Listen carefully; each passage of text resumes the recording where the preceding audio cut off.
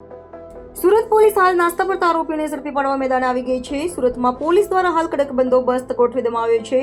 ત્યારે સુરતની રાંદેર પોલીસે પેટ્રોલિંગ દરમિયાન નાગા બાવા બની સોનાની ચેન સ્નેચિંગ કરી ભાગતા ફરતાઈ કરી ઢાને ઝડપી પાડ્યો હતો। પોલીસની ટીમ રાંદેર વિસ્તારમાં પેટ્રોલિંગમાં હતી ત્યારે મિલકત સંબંધિત ગુનાઓમાં આરોપીઓને શોધવાની કામગીરી ચાલી રહી હતી। આ દરમિયાન 2024ના સપ્ટેમ્બર મહિનામાં થયેલી ચેન સ્નેચિંગની ઘટના હજુ સુધી ઉકેલાઈ ન હતી।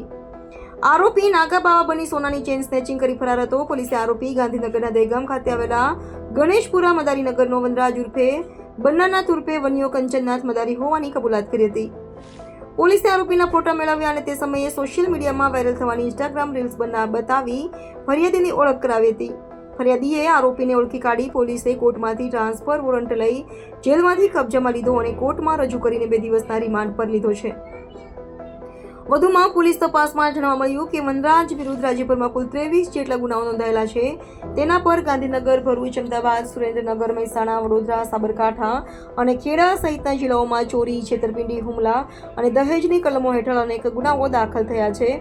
તો વધુ તપાસ દરમિયાન પોલીસને જાણકારી મળી હતી કે સંડોવાયેલા આરોપી હાલ ગાંધીનગર જિલ્લાના દહેગામ પોલીસ સ્ટેશનના ડબલ મર્ડર કેસમાં સાબરમતી જેલમાં બંધી છે।